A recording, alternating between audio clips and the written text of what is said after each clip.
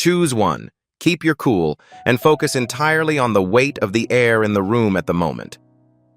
You've been feeling a heaviness in your chest, which you figured was from weariness.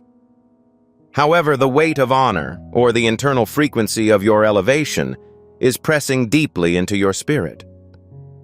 The court of heaven signed your release from the waiting room 3 days ago, following a divine meeting to discuss your name. The door to your history did not slam shut due to God's neglect for you. The old frequency was unable to handle the distance to your destination, resulting in a collision. It is not by chance that you discovered this. You realized it when the frequency of your pain finally matched the frequency of your power. You are finally prepared. To activate this frequency, subscribe to align with thousands of awakened souls, as if your spirit validates this word, and leave a remark at 888.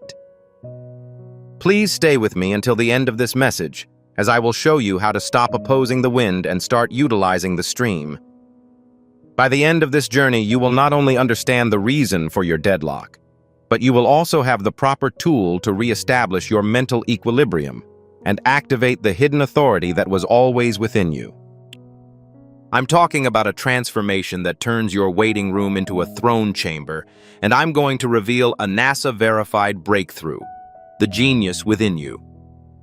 Assume you're alone in the dark, watching the headlights of cars pass by your window. The glass feels cold against your forehead as you look out at a world that appears to be moving without you. As you scroll through your phone, you realize that there is no one you can contact who can understand with the depth of your emotions. You have the sense of being a clandestine operative from another planet, communicating in their language and eating their food. However, you have been questioning, Lord, why was I forgotten? Because you are aware that your DNA comes from a whole different star system.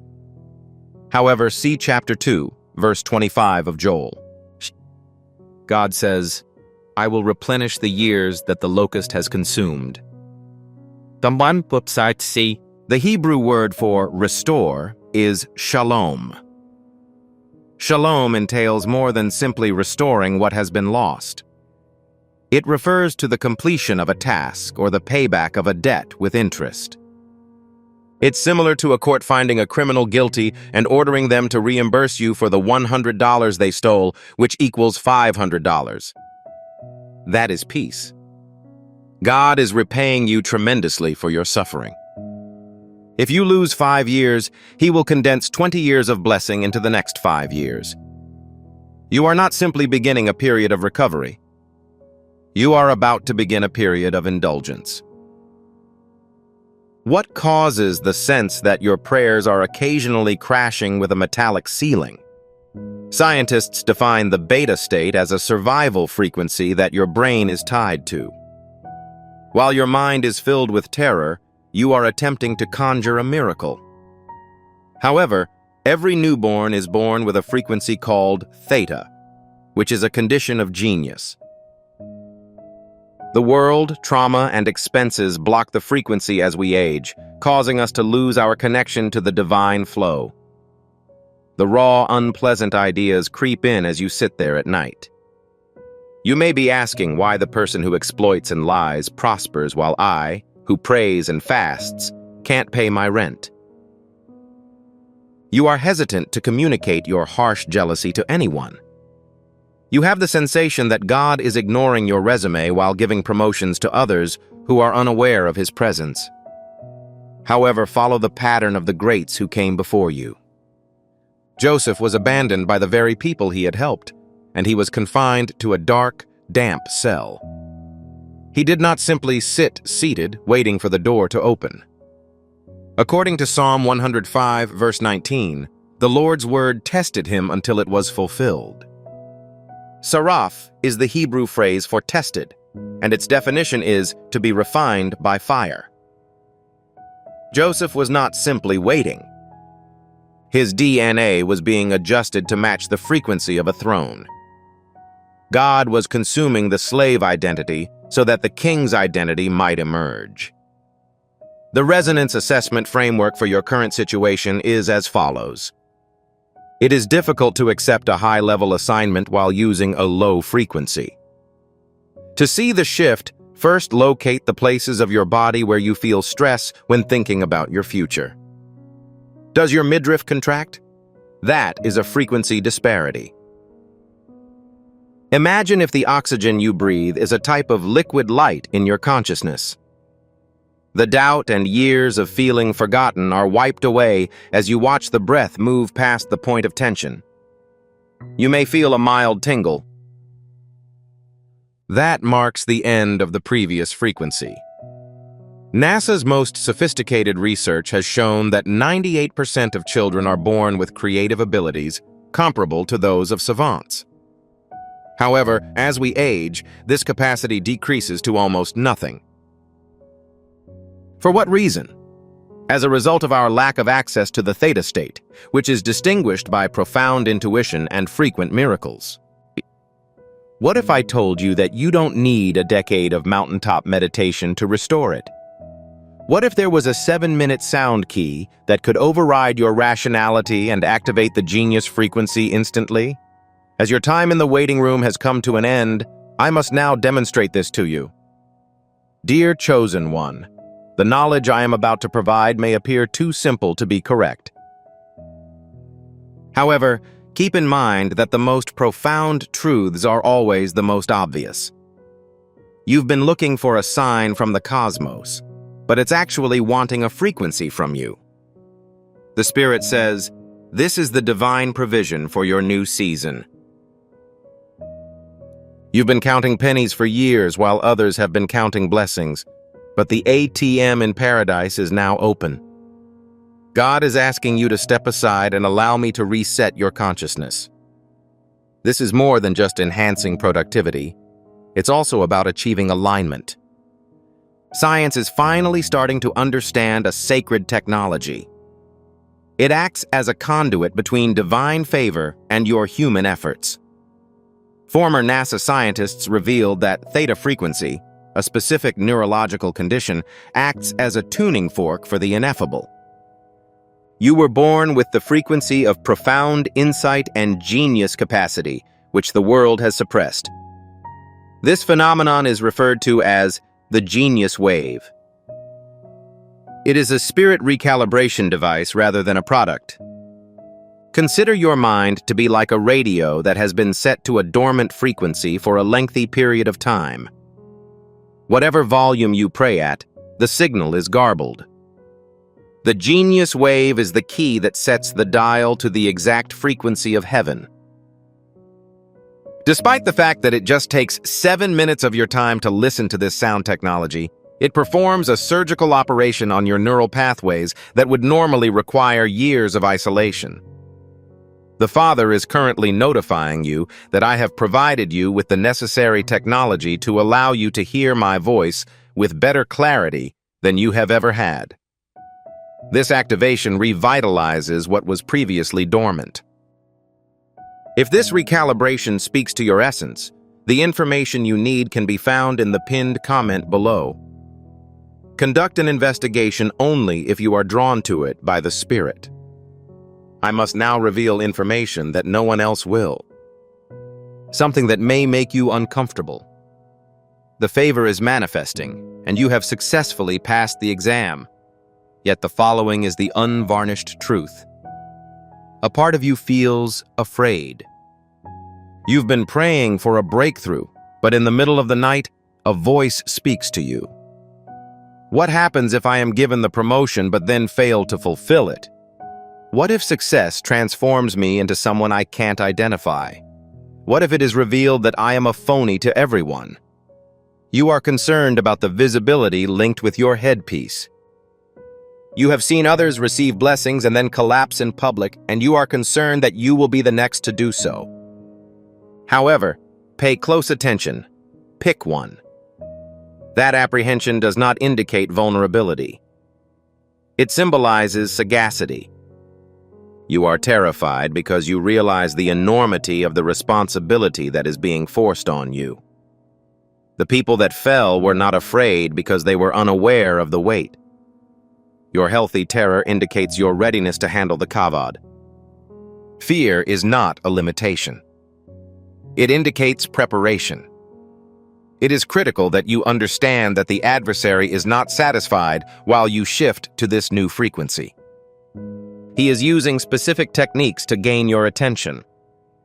This is when the three-circle rule must be used to protect your interests. Imagine yourself surrounded by three concentric circles of light. Circle 1 is the innermost circle.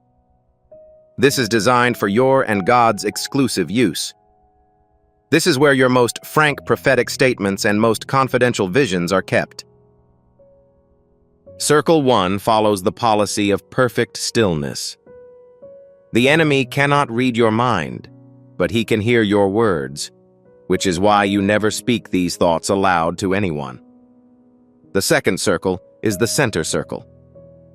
This is meant for your immediate circle. No more than 3 people who have proven their ability to intercede for you without passing judgment. You only disclose your aspirations for the purpose of praying. Circle 3 is the outermost circle. This is intended for all other people. The policy here is to only disclose outcomes after they have been realized. Individuals cannot cause damage to a construction project if they are unaware of its nature. This is the tranquility that protects you. Examine the 7th verse of Philippians chapter 4. It is said that God's unfathomable peace will guard your hearts and minds. The term huperiko comes from the original Greek and means passes all understanding. This does not imply that serenity is absent from your thoughts. It indicates that serenity is beyond your comprehension. It is an active, dominant serenity so vast that your logical mind cannot comprehend why you are at peace when the rest of the world is in chaos. Sentries are referred to as phorios. This is a military term that describes a fortress patrol. This hupereko peace is like a soldier stationed at the gates of your mind, preventing the enemy from entering. It's not an emotion. It serves as a divine defensive mechanism. It is unnecessary for you to understand how God intends to rectify your situation. The only requirement is that the inquiry be conducted in a peaceful manner. Allow me to share the story of a chosen individual who understood this. He was on the verge of a total career disaster 9 months ago. He was abruptly terminated from a significant contract that he had worked hard to establish over several years. He was devastated. He chose strategic reticence over panic or public self-defense. He began a 40-day period of frequency alignment and deleted his social media apps. He communicated exclusively with his immediate cohort, which consisted of 2 people. Every morning, he spent 7 minutes in the theta state to rebalance his consciousness. On day 38, he received a communication from a company with which he had never previously interacted. They discovered his previous work and were compelled to collaborate with him by a supernatural power. He was presented with a 6-figure contract that matched the amount he had lost. He built his credibility in private before publicly advocating for himself. When he was forgotten, he remained faithful, and now he is remembered. I need you to do a mental activation before we seal this, chosen one. I wish for you to rise in your mind. Feel your spirit standing upright, whether you're in bed or in your car. Imagine you're in a hall of mirrors, but instead of reflecting your past mistakes, each mirror reflects the version of you who has already succeeded. This is not your typical prayer. This is a commissioning and activation. You are now being deployed to fulfill your destiny. Do not refer to the weight on your shoulders as a burden anymore. Instead, acknowledge its presence. Refer to it as your mantle. We come to you, Father God, in the majestic name of Yeshua. We declare that this is a divine moment. Today, every word spoken is received as a transmission rather than as information. I am grateful to everyone who is currently listening. You are aware of the anguish they felt when they thought the waiting room was a prison. You noticed that they remained loyal despite the fact that others had forgotten their identities. The revelation of Shalom is imprinted on their spirit, right gear. During their daily walk, I used the three-circle rule. I stole this frequency by violating each adversary assignment. I have now bound every spirit of doubt and monitoring spirit sent to sabotage their breakthrough. You are prohibited from contacting them. I guarantee that you will notice an initial transformation within 40 days. Relationships will transform. You will gain access to previously unavailable financial opportunities. My decree now releases the inheritance that has been passed down through your lineage. So, you will enter what your ancestors were unable to do. You're transitioning from concealment to prominence. You're going from being forgotten to being unforgettable. Currently, God is asking you a question. Will you be able to transport the item I have provided? Will you be as committed to the promotion as you were to the test? If you respond affirmatively, do so with lion-like intensity. In other words, I'm prepared. That was communicated to heaven. It is recorded in the chronicles of glory. You're dedicated. You are receiving a commission. You have been dispatched. Proceed immediately. Select one. You have not left a video. You're leaving your holding pattern. Stroll through it. Take ownership of it. And when the adversary reminds you of your past, remind him of the identity that God has given you. In the majestic and unparalleled name of Yeshua.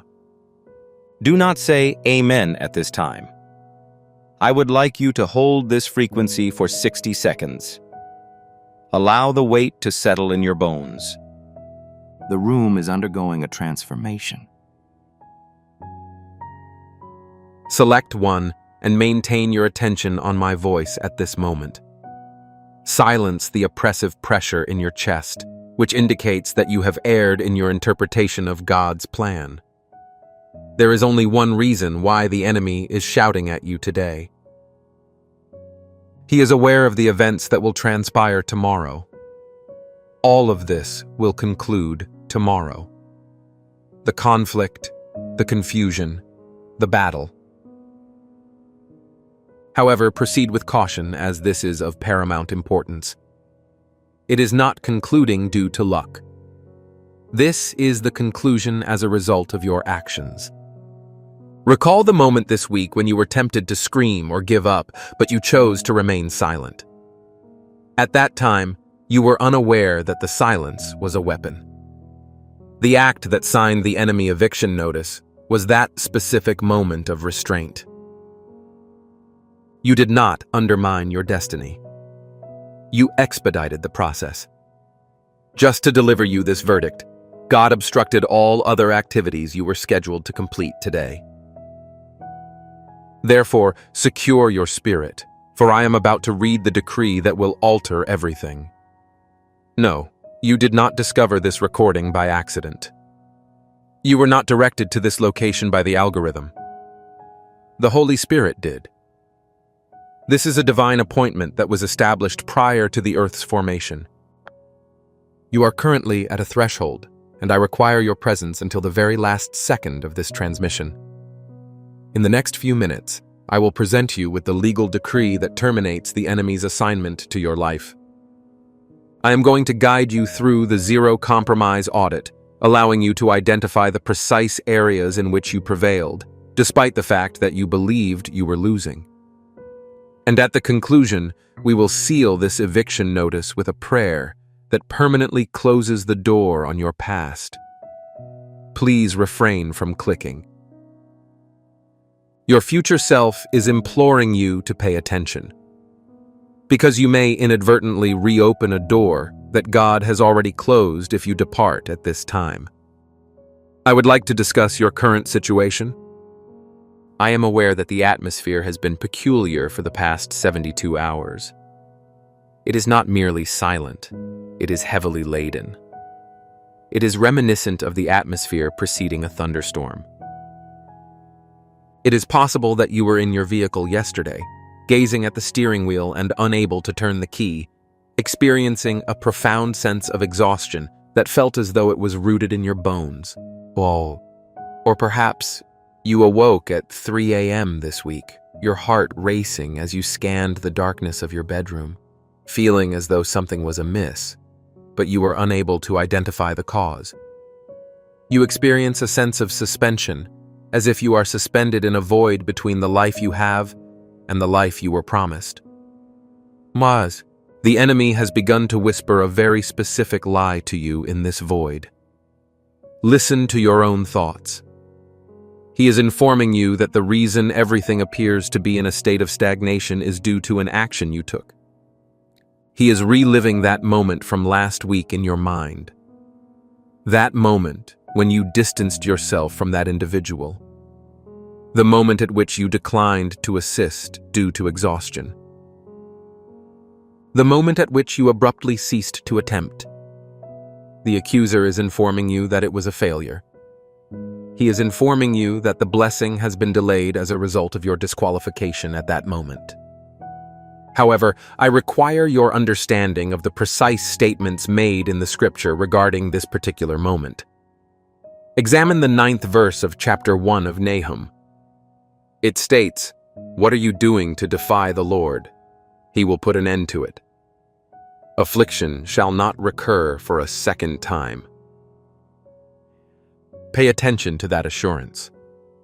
Affliction shall not recur for a second time. In this context, the Hebrew term for utter end denotes a complete annihilation, a total conclusion.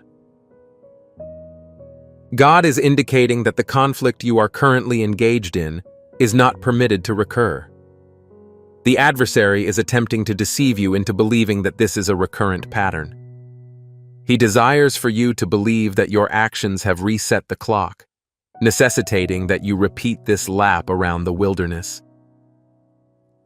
However, this is a ruse. You are not trapped in a cycle. You have reached a decision. The weight of punishment is not the source of the heaviness you are experiencing. It is the weight of finality. It is the tension that a cord experiences as it is pulled to its breaking point, just prior to its rupture. You believe that the moment you walked away was a sign of weakness. You believe that your silence has been broken. You believe that your failure to participate was due to your apathy. However, allow me to reframe your reality at this time. That was not an error.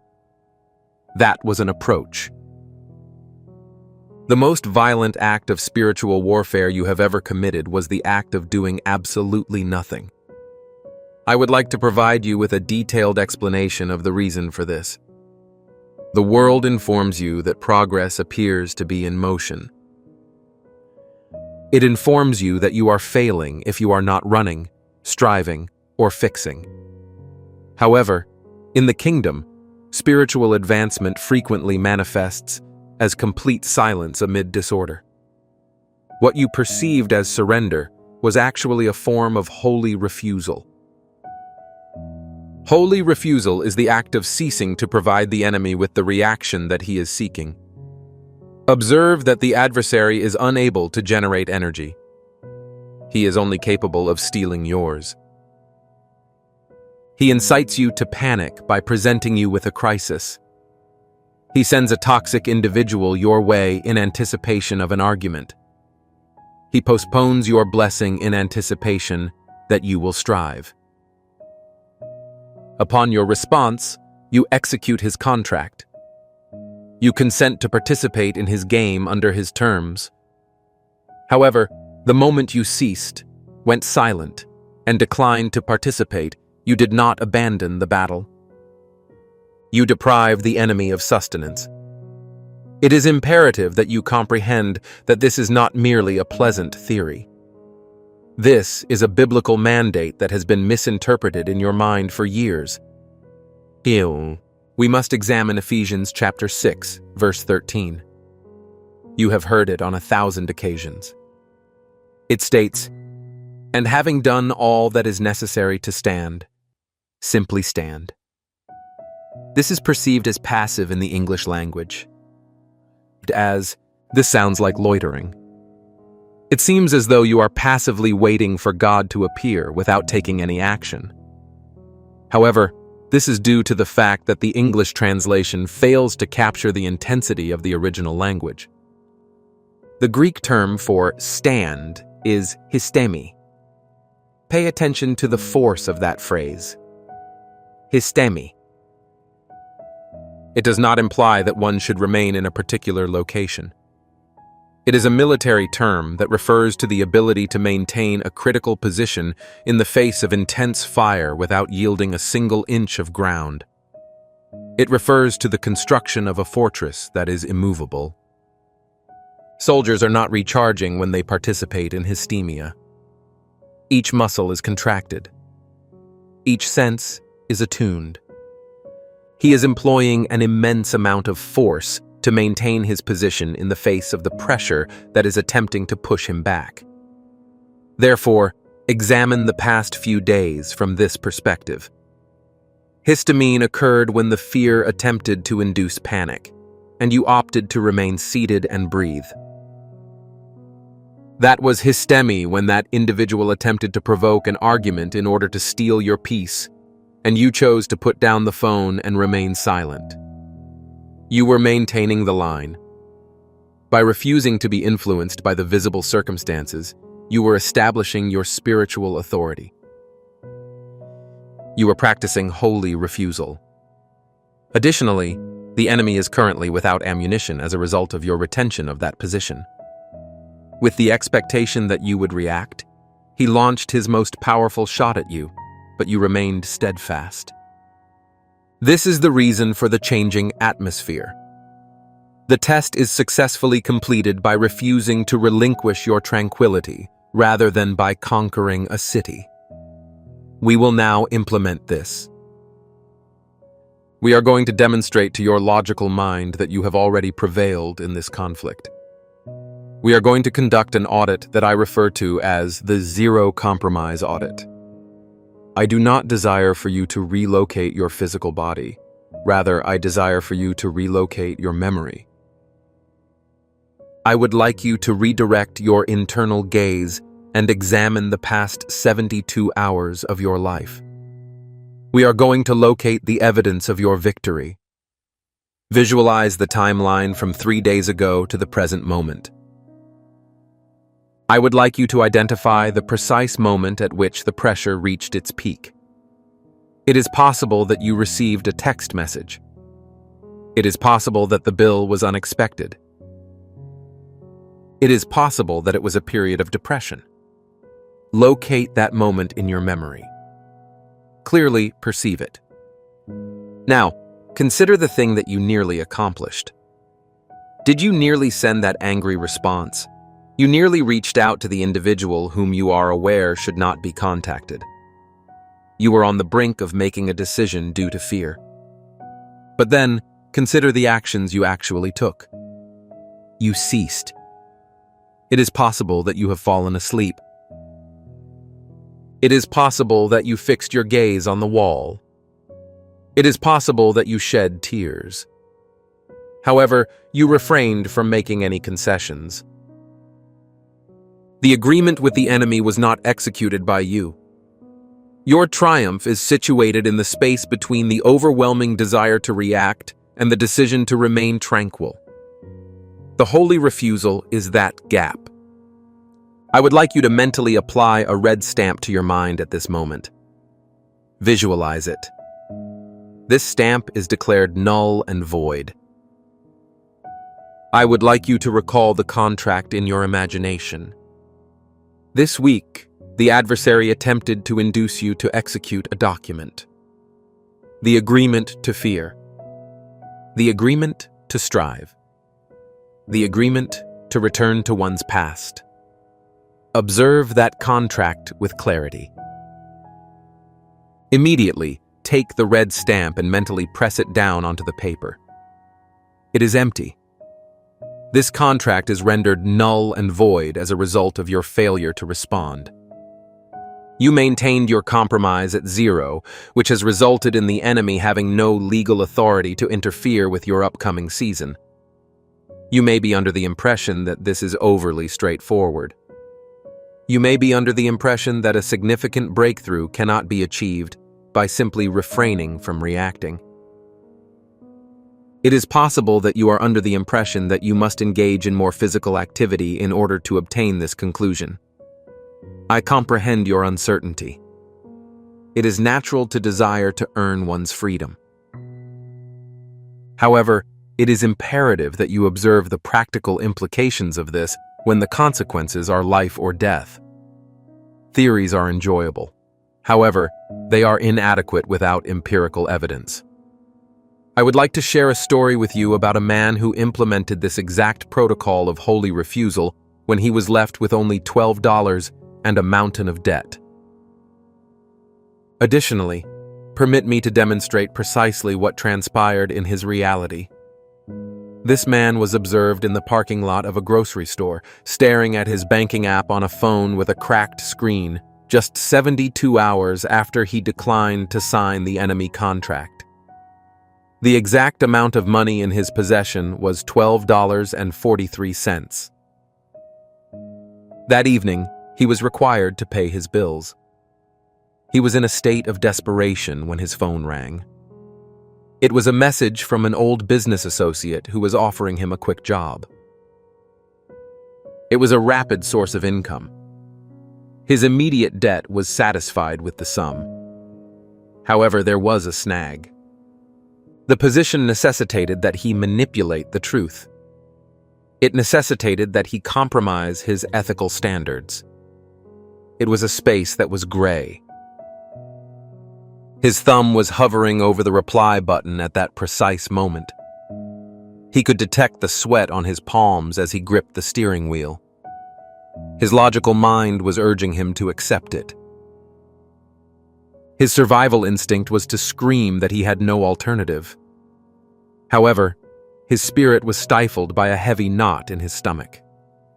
He was aware that this was the enemy's attempt to provide him with a counterfeit solution to a problem that was divinely ordained. He made the unthinkable decision. He secured his phone. He did not compose a polite denial. He refrained from engaging in negotiations. He deleted the message, threw the phone onto the passenger seat, and sat in silence. He returned home with $12 in his possession. He retired to bed without sustenance. He experienced a sense of failure. However, alarms were sounding in the spirit realm as a result of his recent success in the Daniel test. It is imperative that we comprehend the legal precedent that underpins his actions, as it is identical to the precedent that you have recently established in your own life. Examine the pattern in chapter 1 of the book of Daniel. Babylon is the city in which Daniel is held captive. The king presents him with wine and meat. This is the most exceptional cuisine on earth. It is survival. It is a favor. However, Daniel is aware that consuming it would violate his covenant with God. Therefore, he resolved in his heart to refrain from defiling himself. He selected water and vegetables. In order to preserve the greater thing in the spiritual, he opted for the lesser thing in the natural. Additionally, examine the timeline. He underwent testing for a period of 10 days, according to the source. At the conclusion of those 10 days, he was discovered to be 10 times more proficient than all of the magicians and astrologers in the realm. Can you discern the pattern? First, there was the refusal. The testing period was listed as the second item. The promotion was ranked third. You are unable to obtain the promotion without the refusal. The reason your suffering is coming to an end tomorrow is that you have already finished the phase of refusal. You examined the king meat. The compromise was examined by you. You considered the most straightforward solution, and you declined. Return to the individual in the automobile. He perceived that he had forfeited an opportunity and returned home. However, precisely 72 hours later, he accessed the news. The business associate who had offered him the quick money had been apprehended for fraud. The entire operation was discontinued. He would have been engulfed in that destruction had he responded in the affirmative. However, he was safeguarded due to his stance of holy refusal. He received a legitimate contract from a source with whom he had not communicated in years that afternoon. A contract that was unblemished. A contract that was 10 times the amount of the quick money. You must recognize that the actions you took this week were not inactivity. You were evading a bullet. You averted a trap that would have cost you years of your life by remaining silent, refusing to force doors open, and waiting on God. The Daniel test was successfully completed by you. You declined to consume the king's meat. As a result, the legal period for testing has elapsed. The 10-day period has concluded. The decision has been rendered. However, I urge you to pay close attention, as we are rapidly approaching the most perilous phase of this transition. The enemy is aware that you have successfully completed the course. He is aware that he can no longer entice you with compromise. He is aware that the contract of suffering is null and void. Therefore, he is currently altering his approach. He is no longer attempting to impede your progress. He is engaging in an activity that is significantly more malevolent. He is attempting to evict you. In the next few hours, you will be subjected to a specific psychological attack that is intended to cause you to relinquish the blessing you have recently earned. It is imperative that you are aware of the nature of this attack in advance. I must immediately perform a soul surgery on you, as you have concealed a deep-seated fear that you have not disclosed to anyone. This transition's actual cause is the reason it feels so violent. You assert that you desire the conclusion of the conflict. You pray for the breakthrough. You fast for peace. Nevertheless, if we are being entirely candid, there is a portion of you that is apprehensive about the war wrapping up. You have been in the trenches for such an extended period that you have forgotten how to be a civilian. Your personality has become survival mode as a result of the years you have spent battling for your family, finances, and sanity. Ask yourself the difficult question. Without the struggle, who are you? When there is no crisis to resolve, who are you? When there is no adversary to contend with, who are you? Does that idea frighten you? You perceive peace as suspicious. Your nervous system does not relax when conditions become tranquil. It experiences a state of panic. You believe that the silence is simply the tranquility preceding another storm. You are anticipating the arrival of the subsequent shoe. You have developed an addiction to the cortisol released during the battle. And at this moment, as you stand on the brink of this new season, your spirit is attempting to cross over, but your flesh is attempting to entice you back into the pain, as the pain is familiar and the freedom is unknown. This is precisely what transpired in the book of Exodus. The psychology of the Red Sea moment is frequently overlooked. We believe that the Israelites were merely apprehensive about the presence of Pharaoh's army behind them. However, observe what they yelled at Moses. They asked, their voices trembling, "Why did you bring us out here to die? Was the number of graves in Egypt insufficient? Pay attention to that." Quite literally, they were imploring to return to slavery. For what reason? As a result of their familiarity with the regulations in Egypt. Despite their status as slaves, they were aware of their identity. However, they experienced an identity crisis while in the wilderness, confronted with the freedom of the promised land. They favored the familiar hell over the unfamiliar heaven. Your current location is at the Red Sea.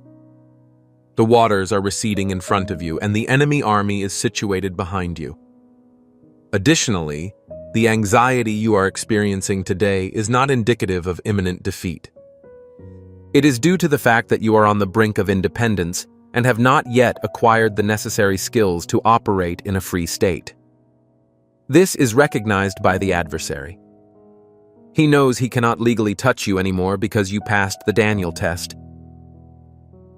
He is aware that the contract is null and void. He is aware that the angels have been dispatched and that the blessing has been released.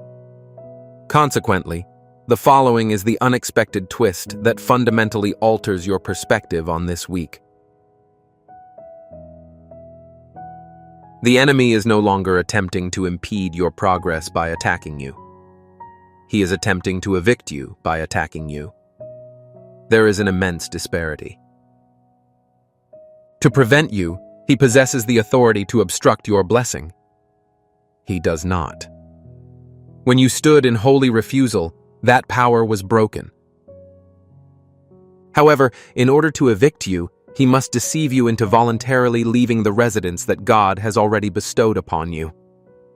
Assume that you have recently been presented with the deed and the keys to a mansion. It is legally yours. The door is impenetrable to the enemy. No, he is incapable of picking the lock. He is unable to steal the act. Therefore, what is his course of action? He screams as he stands on the front lawn. He hurls rocks at the windows. He activates the fire alarm. He generates an abundance of noise, disorder, and anxiety that you become overwhelmed and retreat to your old shack through the front door in order to alleviate the noise. That is the current state of your spirit. This anxiety is not indicative of a negative situation. The enemy is activating the fire alarm to compel you to leave your position. He desires for you to engage in self-sabotage. He desires for you to declare, "I am unable to endure this any longer," and resign immediately as the ink is drying on your triumph. He desires for you to relinquish the blessing due to your discomfort in sitting in it. He is relying on your fixation on the struggle. He is placing a bet that you will prefer the comforting pain of the past to the unsettling pressure of the promotion. However, you are not going to fall for that trap. You will be residing in the residence.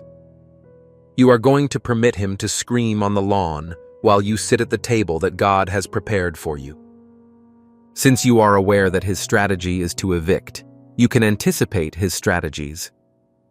He will employ 7 distinct psychological triggers to compel you to depart, as his objective is to do so. I refer to them as the 7 final gasps of the enemy. These are the final, desperate attempts of a defeated foe to deceive you into surrendering a battle that you have already won. This morning, you have already experienced the first 2 of them. I am going to identify them immediately in order to prevent you from becoming frightened when they strike you in the coming hours. You will simply laugh. These are not arbitrary bad days. These are strategic strikes. I refer to them as the 7 final gasps. Consider a predator that has been encircled. It is cognizant of its defeat. It recognizes that the conclusion is inevitable. However, it will thrash and bite with greater intensity in the final moments before it expires. Right now, that is the situation that you are experiencing. The adversary is aware that he has lost the battle for your soul, and as a result, he is attempting to secure your attention. He desires that you focus on the storm rather than the Savior. He desires that you concentrate on the noise rather than the victory. However, we are currently going to disclose his strategy. We will raise awareness of these traps to prevent you from falling into them when they emerge. You merely pass over them.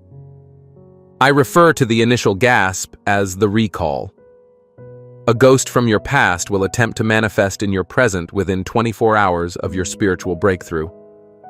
Consistently, it transpires. As you make the decision to proceed, and your phone abruptly vibrates. It is an ex-partner from whom you have not heard for several months. It is a friend who is toxic and is simply checking in. A family member is the source of the call, and their sole purpose is to inject drama. Or occasionally, it is simply a vivid recollection of a past failure that unexpectedly overwhelms you and causes you to feel paralyzed by shame. What is the reason for his actions?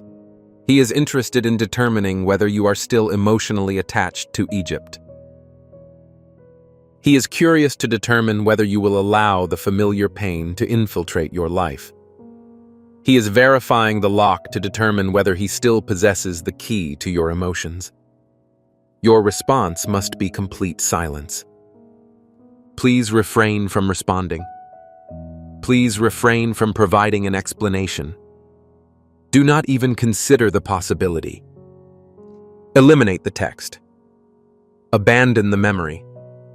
Convince the spiritual realm that the previous version of yourself is no longer alive, and that the new version of yourself does not comprehend the language of the past. The phantom pain is the second gasp. You may experience an abrupt sensation of heaviness in your body upon awakening. A headache that is not caused by a medical condition.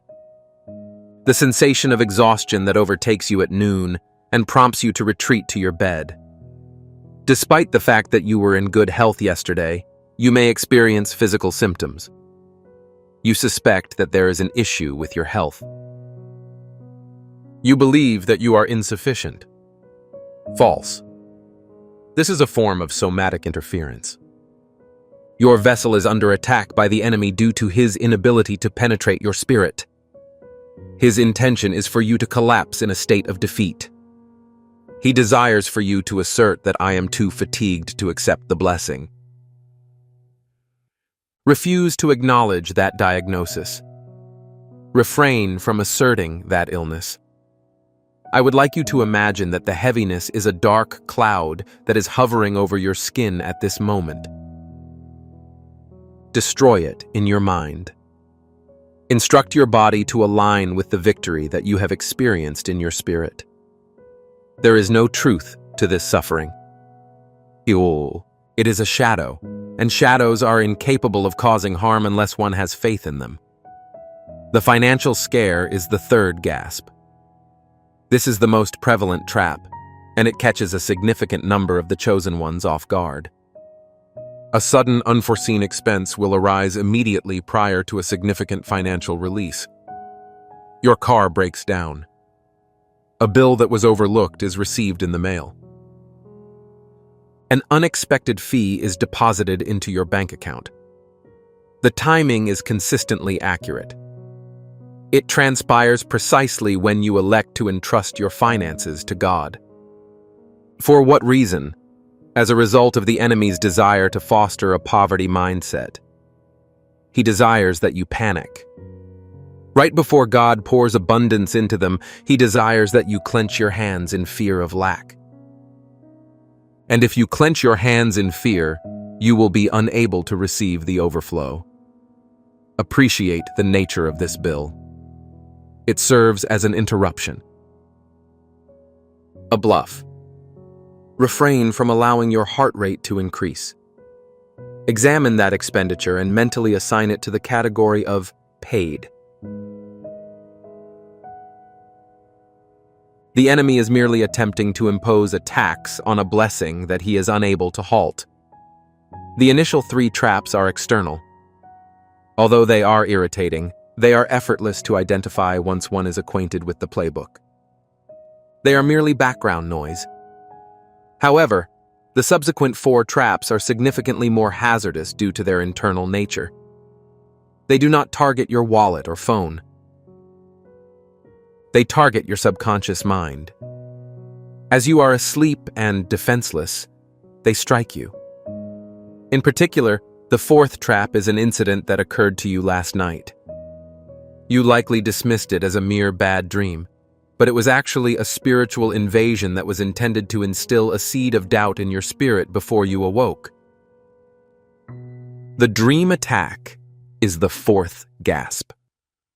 This occurred to a significant number of you last night.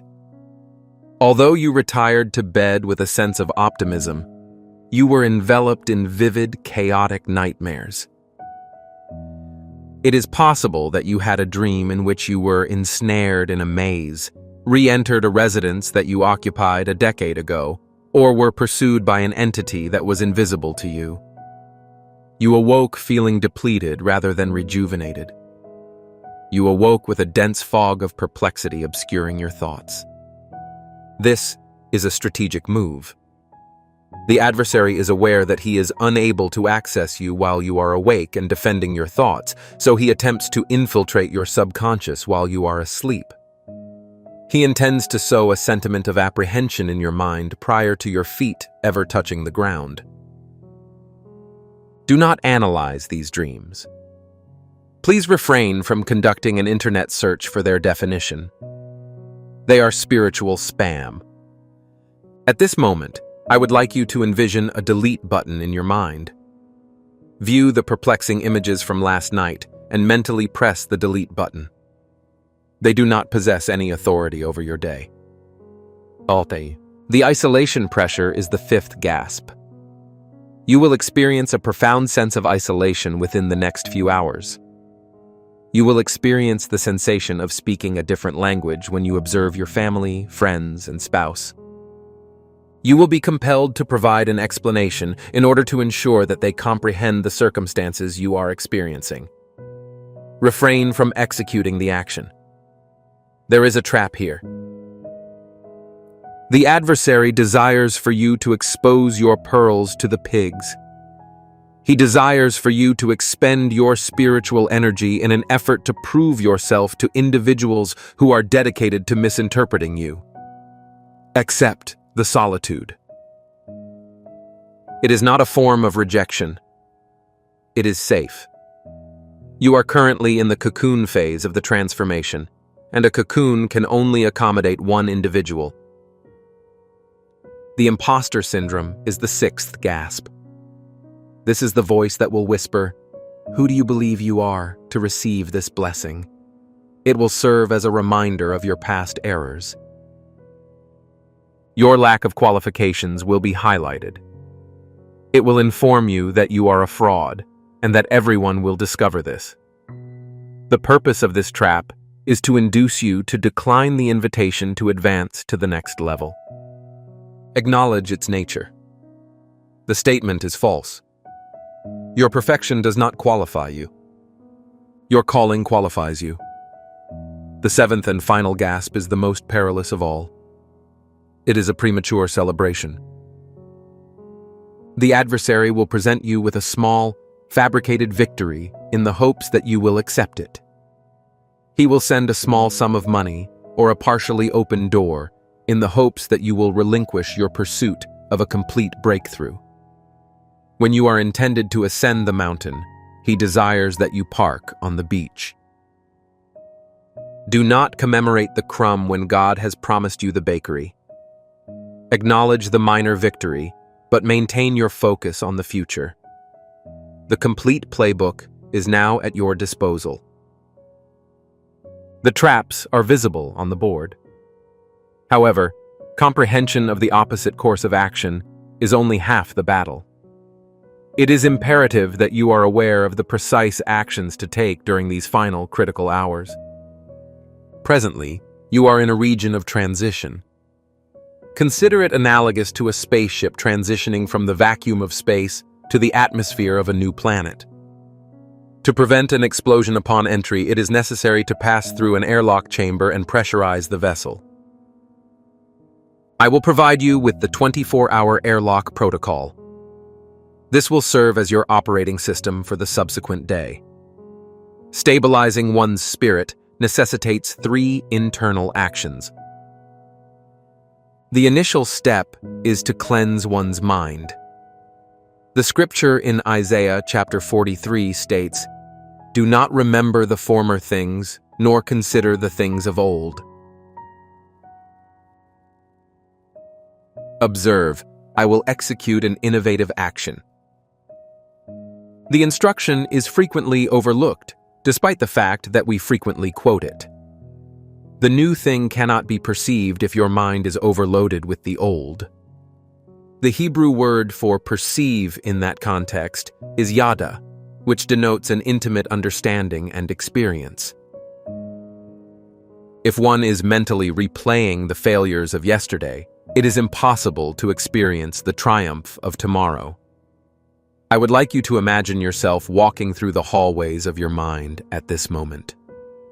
Observe the photographs of your previous failures that are displayed on the walls. View the memories of those who have caused you harm. In your mind, eliminate them one by one. Leave the walls unadorned. You are making room for the new furniture that God is sending to you. Radio silence is the second step. I would like you to observe a verbal fast with respect to your concerns for the next 24 hours. Do not lodge a complaint. Refrain from venting. Refrain from revisiting the conflict with your closest friend. Your words serve as coordinates. Every time you discuss the issue, you are transmitting a GPS signal to the enemy that specifies your precise location. Descend into darkness. Disappear from the negative radar. Allow your silence to be the most audible aspect of yourself. The seed of expectation is represented by step 3. It is impossible to commence a new season without any assets. In order to bridge the gap between your current situation and your desired destination, it is necessary to plant a seed of faith. Money is not required. It has the potential to be a gesture of kindness. It has the potential to serve as a prayer for another individual. It may involve the act of forgiving a debt that an individual owes you.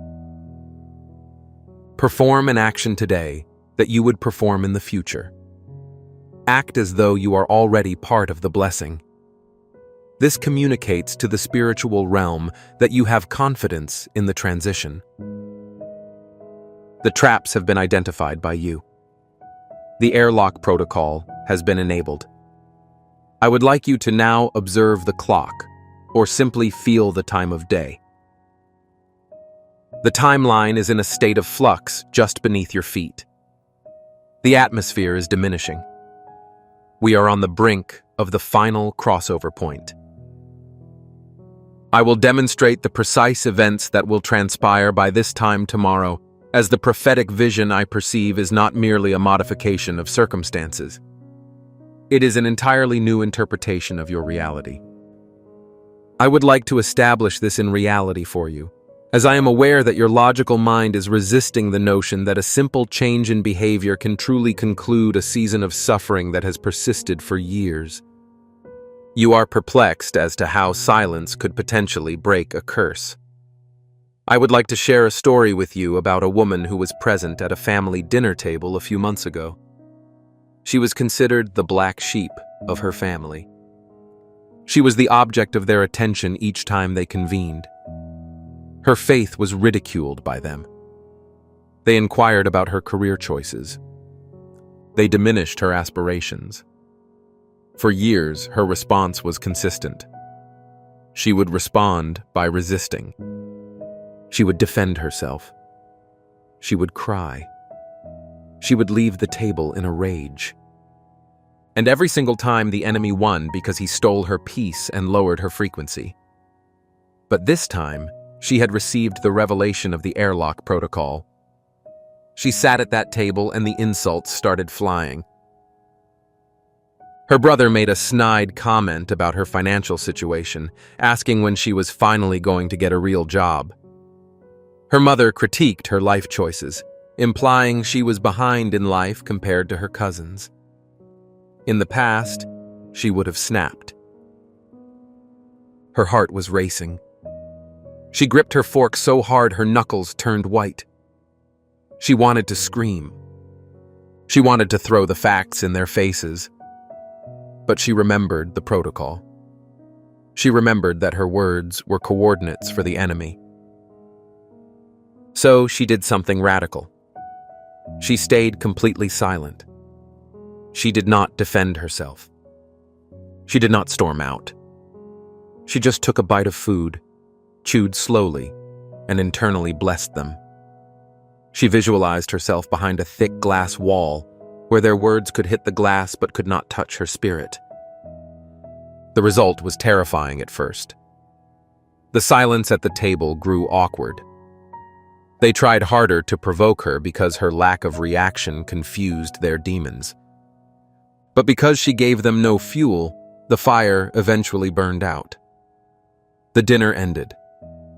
She went home feeling like she had swallowed a rock. But she had kept her peace. She thought nothing had changed. She thought she had just endured another painful night. But the very next morning, by that time the next day, her phone rang. It was her brother, the one who mocked her the most. He was crying. He said, "I do not know what happened last night, but when I looked at you, I felt ashamed. I saw a strength in you I have never seen before." And right there on the phone, he offered to pay off her credit card debt. That is the power of the transition you are in. When you change your response, you change your timeline. By this time tomorrow, you are going to see the fruit of your holy refusal. I want you to look at the vision in Habakkuk, chapter 2, verse 3. It says, "For the vision is yet for an appointed time, but at the end it shall speak and not lie. Though it tarries, wait for it, because it will surely come." The word tarry here is the Hebrew word maha. It does not mean to be late. It means to question or to hesitate. It implies that there is a period where it looks like God is hesitating, where it looks like the promise is questioning your worthiness. That is the airlock phase. That is the silence you are in right now. But the verse promises that at the end it shall speak. I want to paint a picture of your tomorrow. I want you to live in this future memory for a moment. By this time tomorrow, the silence will break. The answer you have been waiting for will speak. The situation that has been lying to you, telling you that you are a failure, will be exposed as a fraud. You are going to wake up, and that heavy blanket of anxiety that has been suffocating you for weeks will be gone. You will take a deep breath, and it will go all the way to the bottom of your lungs for the first time in months. The knot in your stomach will be untied. You will look at your phone and you won't feel dread. You will feel expectancy. You will look in the mirror and you won't see a victim.